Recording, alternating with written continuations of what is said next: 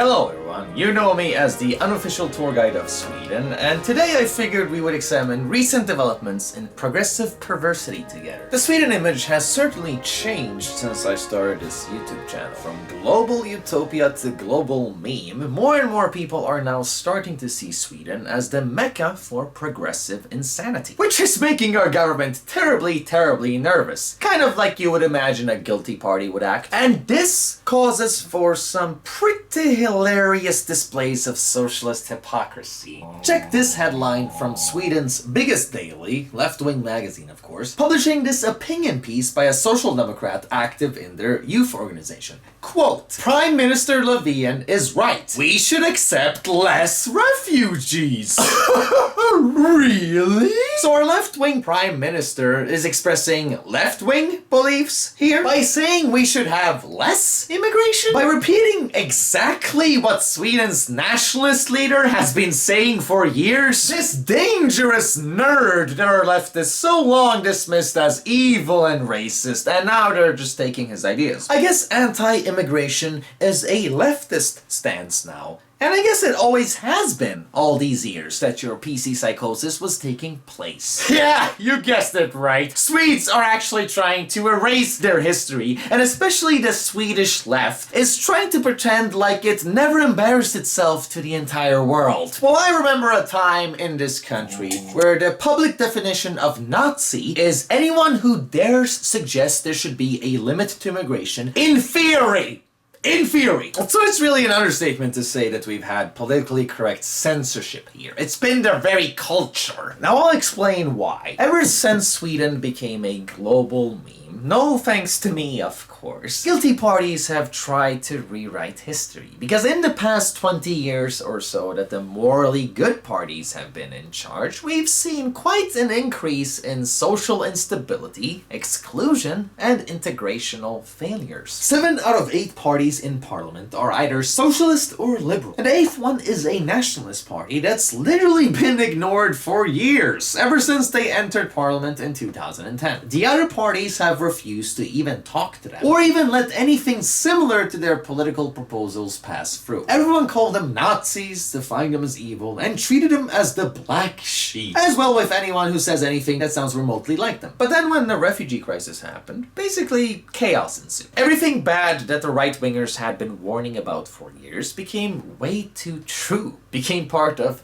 more and more people's day-to-day life. At that point, all of the anti-racist parties ended up stealing the Sweden Democrats' demonized ideas. Now, of course, there's gonna be a lot of debate about this amongst the Swedish citizens, but the only real reason they ever got called Nazis back then is because they wanted to have less immigration, more controls, more border controls, and more deportations of criminals. You know, just common sense stuff that most people, most these Swedish people even, already believe, but if you expressed it publicly, it would just have people screaming Sweden Democrat at you as if it's some kind of insult. But now that Sweden's liberal migration policy caused all the chaos that they said it would, the Swedish left is actually trying to act woke by stealing nationalist ideas and then pretending history never happened. So you created all of these problems and now you want credit for saving us from yourself? That's very postmodern morality right there. Let me just kill off any potential optimism out there by saying, no, this is not a good thing. This is not progress.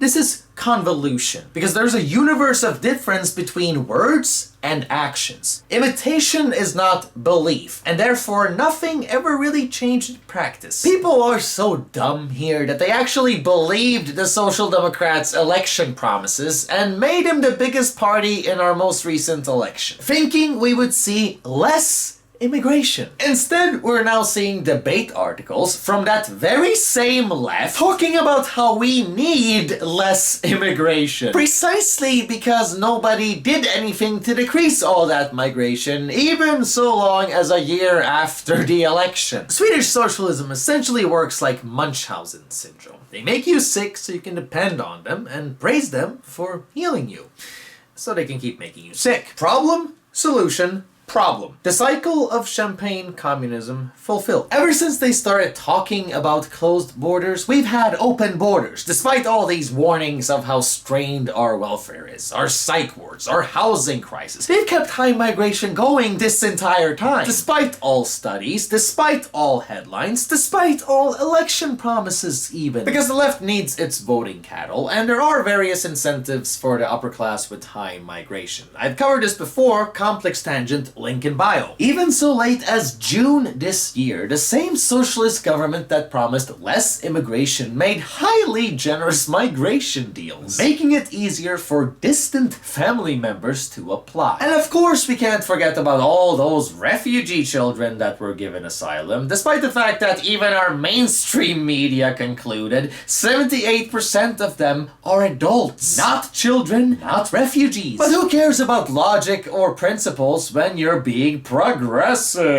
In recent decades, Sweden's population has increased with 2 million, largely in part thanks to immigration, which now makes out 30% of the population. A number so remarkable that even our mainstream media is now asking us to pause and think for a second. You see, this is something many Swedes are first noticing just now walking around in public, where approximately every third person you see is non-Swedish. This is actually something new for our multicultural, progressive, feminist society, which historically has been very segregated and still continues to be. At the same time, 58% of rapes the past years have been done by migrants from the Middle East and Africa. I'd like to point out that Finland and Norway are actually offering consent classes, which are having a positive result. But Sweden would do no such thing. Clearly, these statistics reflects the challenges with misogyny in their cultures. It has nothing to do with race. So I like people to remember that these are problems that can be fixed, but not without honesty. And that's the core issue here. A lot of Swedes fear honesty. So you'll see constant roundabout arguments to change the topic into something less disturbing, and you'll be forced into these tedious nuancing of stuff that already should be obvious to a thinking person. Of course, most immigrants are civilized, but we're talking about how you failed with integration here, and how that minority of bad apples is enough to make society kinda hinge towards the worst. For Swedes as well as new Swedes. And this is just my highly subjective personal opinion as a war refugee immigrant, but it seems to me that since most immigrants aren't rapists, we shouldn't have to be associated with the few that are. So just make sure to deport them and people won't mix us together. That's how you fight racism. By judging people according to their behavior. Not giving me these tiresome cliches about equality. So let's just be painfully obvious here. Because as an autist, stupidity is painful to me. It actually physically hurts my brain. So in order to avoid the accusations, we're gonna make this clear, okay? It's not that rape never existed before in Sweden. Nobody is arguing that. We're just saying it's gotten way worse and way more brutal over the years. More frequent. More gang rapes, more assault rapes, and child rapes. And I'm left here bewildered, thinking, if we already have our own rapists, then why should we import the rapists of other countries as well? How is importing rape equality to you? We're now constantly showered with terrible media headlines, horrible stories of girls as young as 14 being brutally gang raped. This particular victim ended up taking her own life afterwards. And I've heard numerous stories of rape victims in Sweden killing themselves like this. Because courts are so bureaucratic and anti-racist that it's no wonder a lot of people don't expect justice. So clearly, hypocrisy is not harmless. Stupidity often comes at a cost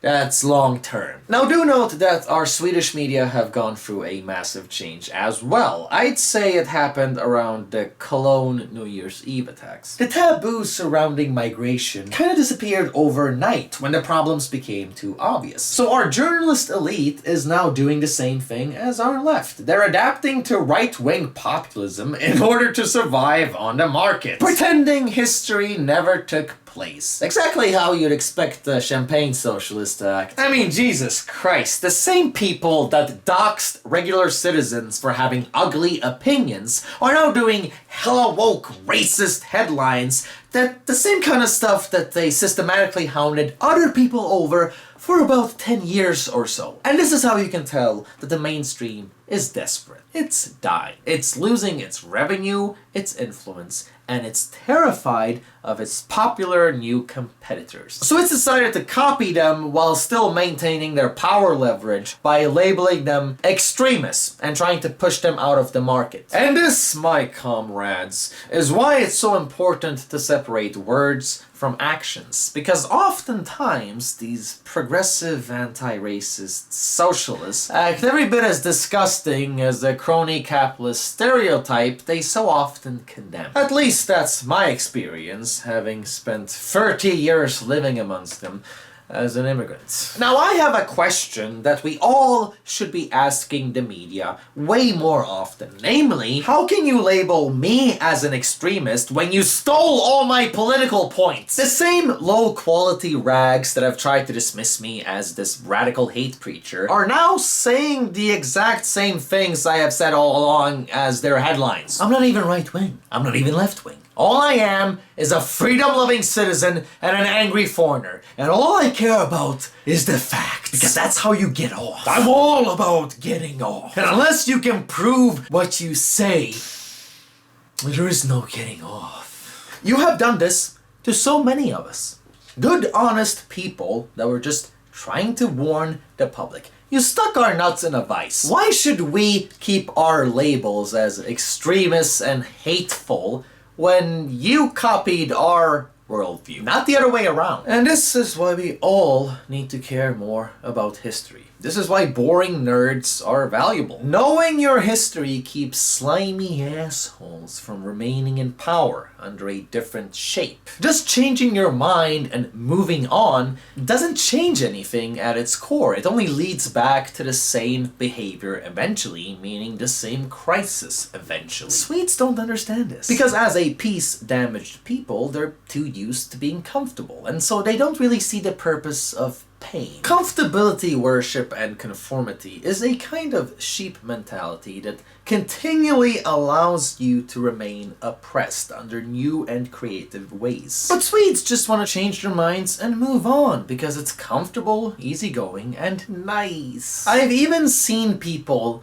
try to argue for it as a strength. Oh, it takes courage to change one's mind. Well, if you're actually an intelligent person and you spend time on your conclusions, you don't have to constantly evolve and change as a person. Stop calling it a journey when you really just spent way too much time being afraid of considering uncomfortable scenarios. Being indecisive is not a virtue, Sven. Stop tucking it between your legs. Own your past sins. I'm sure as hell not forgetting about them, because as someone who's been in the fight since the start, while you were too busy dismissing common sense so you can fit in, I remember what the Swedish insanity really looked like and how unforgiving it's been. And it is one for the history books. Now, I've regularly been getting the most absurd of critiques from Swedes ever since I started this channel. Yes, I like your points and these topics you address, but oh, why must you be so foul? It's basically like Frasier cloned himself and then decided to take his upper class complex out on the filthy immigrant that doesn't quite get it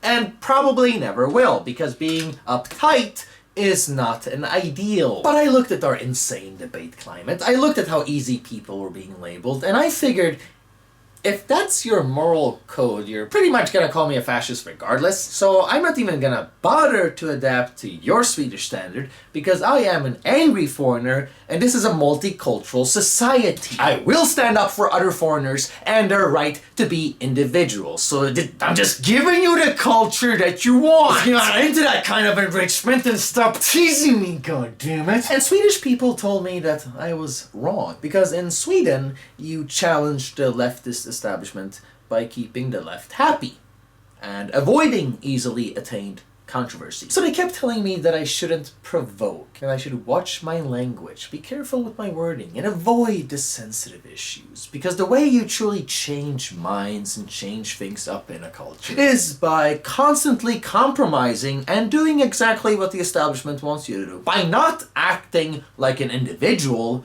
you can inspire to other individuals.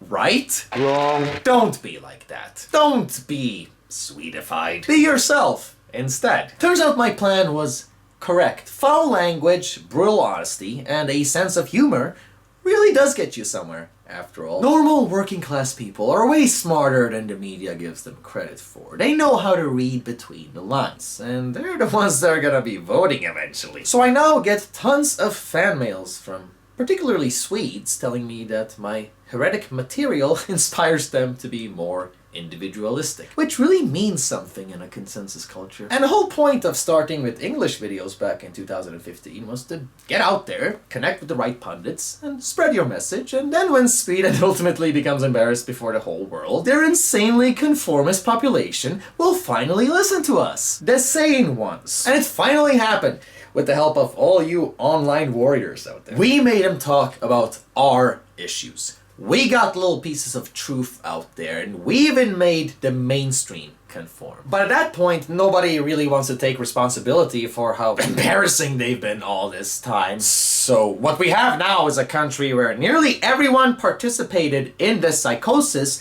yet no one wants to acknowledge having participated in this psychosis, so they created a new psychosis where the Swedes technically never messed up. It just got a little tumbly there for a while with all those way too young rape victims, but everyone is totally living in reality now, dude.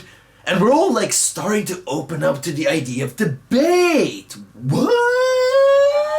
No, you're not. You just kind of created a new problem by erasing your own history, just like when you helped out Nazi Germany. So what we have now is just unimaginable cowardice and hypocrisy taking place on such a wide stage that it's essentially just the society that you're living in. It's the consensus culture. As usual, you won't find out about this one until it's too late, and as usual, we can't underestimate the importance of spreading the word. And that's why you have me, the angry foreigner, making sure that tourists know about the Sweden image long before governments even bother informing them to.